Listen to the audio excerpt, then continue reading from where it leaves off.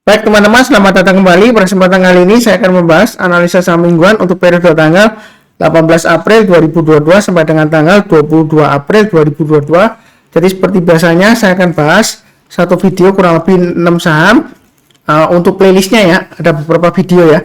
Nanti saya berikan di video deskripsi di bawah ini ya. Untuk playlistnya yang lainnya, saya mulai langsung dengan yang pertama adalah untuk saham Adaro Energi Indonesia atau ADRO ya. Jadi kalau kita lihat di sini gambarnya sudah saya berikan untuk support dan resistennya. Bahwasanya ya saya sudah sebutkan dari awal, bahkan saya sudah sebutkan area buy on weakness ya. Jadi harusnya sih yang ikutin channel saya nggak ketinggalan ya. Kalau dia koreksi saya sudah sebutkan berhasil rebound, berhasil kita buy ya. Naik ke atas 2.900 tambah lagi, naik ke atas 3.200 tambah lagi ya. Saya sebutkan seperti itu ya. Target price-nya masih cukup bagus, sekitar 3.500 dan 3.800. Nah, kalau mau buy sekarang yang belum punya Pak Sundar, apakah boleh buy? Boleh ya, karena uptrend-nya masih cukup bagus. Tapi mungkin kalau misalnya takut-takut ya tunggu aja area buy on weakness-nya di 2650 atau 2900. Jadi buy on weakness itu kalau dia koreksi berhasil rebound barusan kita buy ya. Jadi kalau dia belum berhasil rebound atau belum mantul ya kita jangan buy dulu. Jadi strateginya seperti itu. Ini untuk daily chart-nya, weekly support resistance-nya ya, mingguannya. Kemudian untuk dari daily chart-nya di sini memang ada resisten dia di sini resistennya kalau kita lihat swing high sebelumnya di 3270 ya. Dia sudah berhasil breakout. Jadi kalau garis saya sih 3.400 ya. Ini Fibonacci extension 100%-nya sudah saya gambarkan sebelumnya ya, jauh-jauh hari ya. Ini kurang lebih hampir tercapai ya. Mungkin minggu ini mudah-mudahan dia berhasil breakout ke atas dengan target berikutnya 3750 dan 4200. Jadi untuk Adaro ini sebenarnya masih ada kemungkinan nggak masuk naik lagi, masih ada ya. Kalau misalnya takut ya tunggu aja buy on weakness di 2800 atau 2600. Jadi sebelumnya seperti ini ya. Ketika dia berhasil naik tinggi, yang nggak kebagian kan saya sudah sebutkan ya, kalau mau buy weakness tunggu aja di 2800 atau 2600. Jadi intinya kalau dia turun di bawah 2800, kalau berhasil rebound atau mantul barusan kita buy. Jadi garis-garis ini fungsinya ganda ya. Kalau dia turun itu untuk pemasangan trailing stop atau stop loss-nya, tapi kalau misalnya belum punya, kalau dia berhasil rebound terutama di area yang saya kotain itu boleh buy. Buy-nya bertapa aja, setiap lipatan 50 atau 100 rupiah kita tambah lagi ya. Kalau misalnya buy on weakness nggak dikasih ya, boleh buy high selayar. Jadi naik ke atas 3.400 buy, naik ke atas 3.450 tambah lagi dan seterusnya ya, seperti itu ya. Jadi mudah banget kok. Trading itu sebenarnya mudah. Yang susah itu sebenarnya kita terlalu banyak bingung ya, seperti itu ya. Takut-takut atau ragu-ragu seperti itu ya. Yang penting ini kan garisnya sudah saya berikan ya. Jadi trading itu mudah kalau sudah ada acuannya, di mana kita pasang trailing stop, di mana kita pasang stop loss. Kalau dia berhasil breakout lagi, naik lagi ya. Di mana kita average up. Jadi sejauh ini uptrendnya masih cukup bagus, MA20-nya masih mengarah ke atas. Nah, ini ada rapat umum pemegang saham nanti di 27 April ya, yang akan menentukan dividennya. Biasanya dividennya untuk Adaro dia lumayan bagus ya, seperti itu ya. Yang mudah-mudahan aja kali ini dia bagi dividennya lumayan ya. Jadwalnya belum ada ya. Mungkin nanti di RUPS ya, di rapat umum pemegang sahamnya dia diumumkan. Ya mudah-mudahan aja sukses ya. Jadi dalam satu tahun dia bagi dividen 2 kali ya, secara seperti itu, sekitar bulan 5 dan bulan 6, kemudian di awal-awal ya seperti itu, atau di akhir ya. Jadi satu tahun dia kurang lebih baginya 2 kali ya, tahun 2020 2021 seperti itu.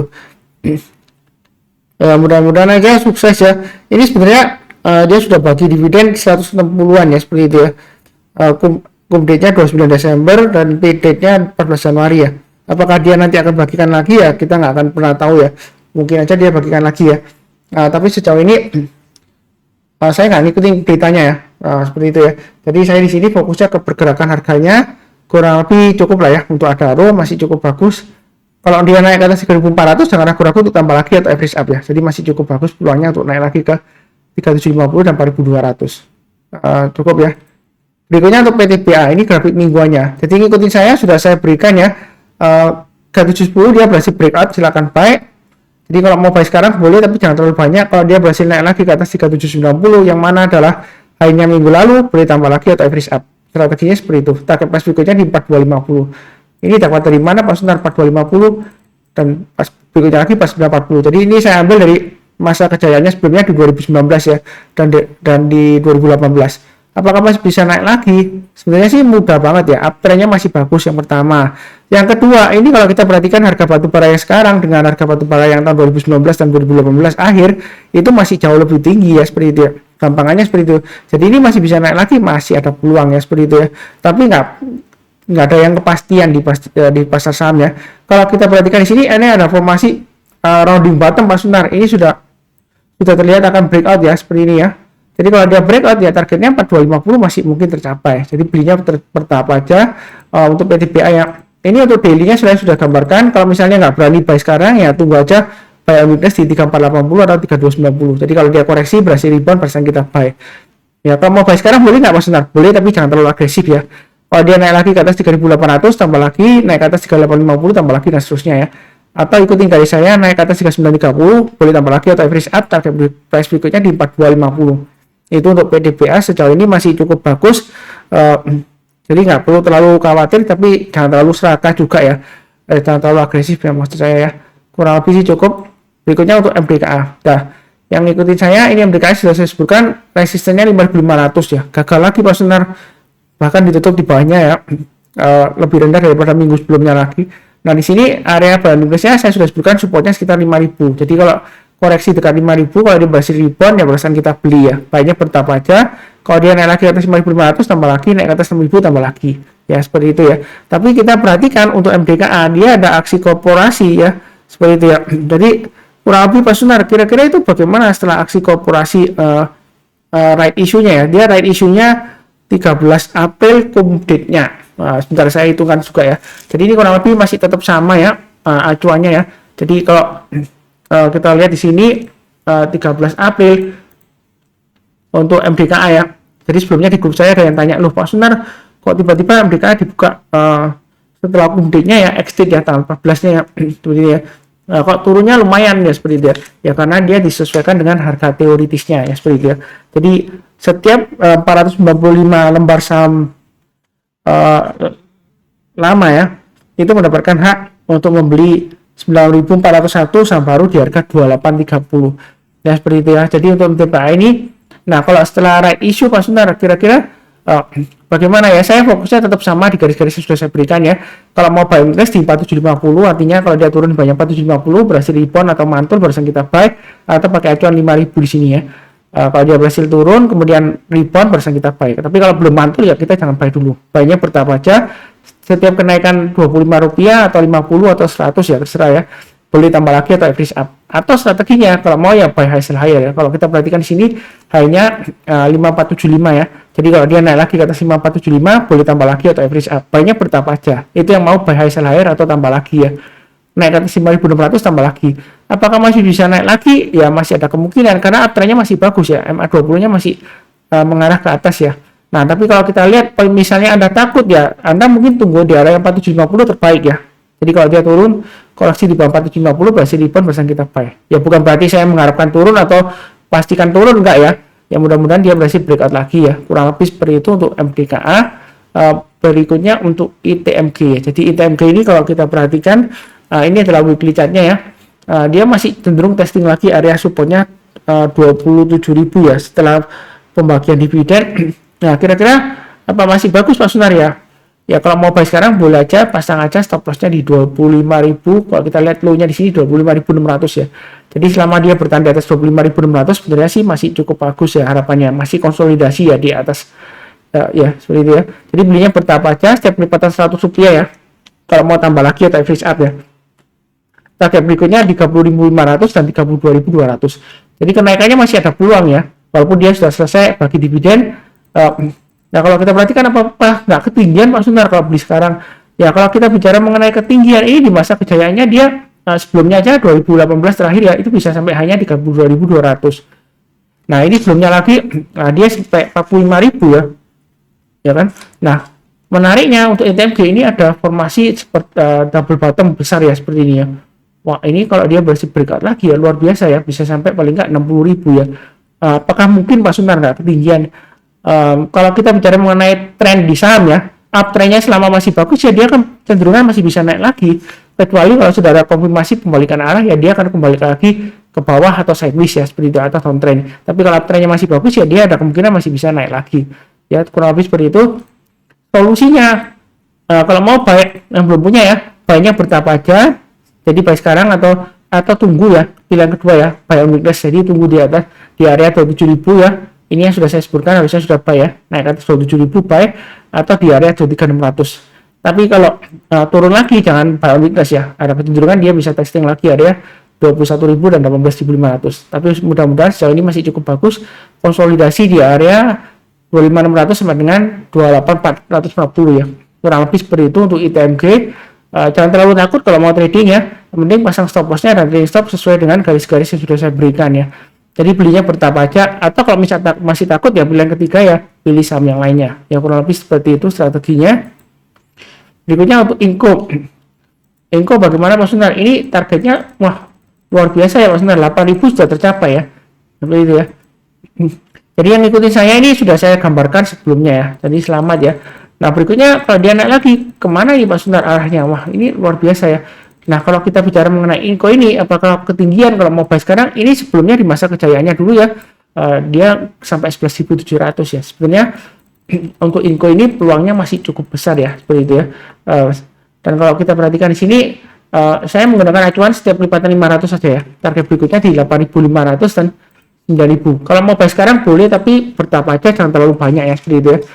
Kalau turun jangan di average down, pasang trade stop dan stop loss. Tapi kalau dia naik lagi setiap lipatan Rp50 atau Rp100 ya, kalau Rp50 mungkin terlalu sedikit ya, maksud saya terlalu range-nya terlalu pendek ya, mungkin setiap lipatan Rp100 ya, boleh tambah lagi atau average up. Kalau misalnya takut ya tunggu aja buy on weakness di area 7.100 ya, atau 6625. Memang sebelumnya nggak dikasih Pak Sunar ya, kurang lebih lah ya. Kalau nggak dikasih di 7.100 ya kita pakai acuan di atasnya 7.500. Jadi kalau turun di bawahnya berhasil rebound, barusan kita buy.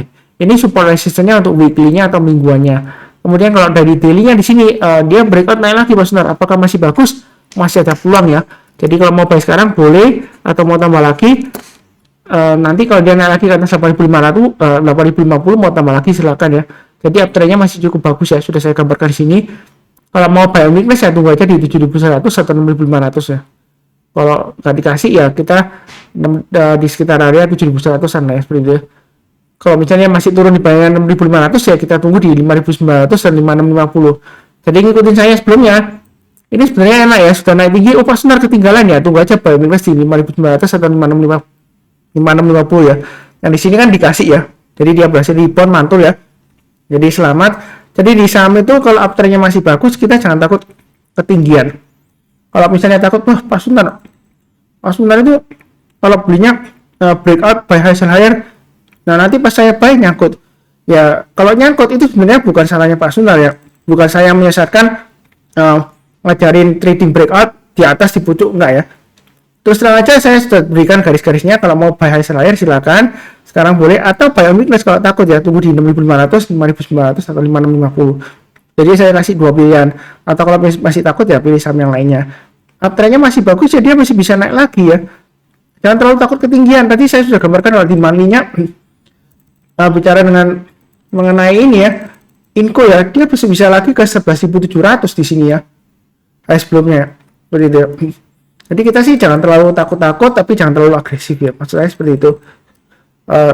Jadi kalau mau buy sih bertahap aja, jangan terlalu agresif ya, tapi jangan terlalu takut ya. Jadi setiap kelipatan Rp50 atau Rp100 tambah lagi atau average up ya.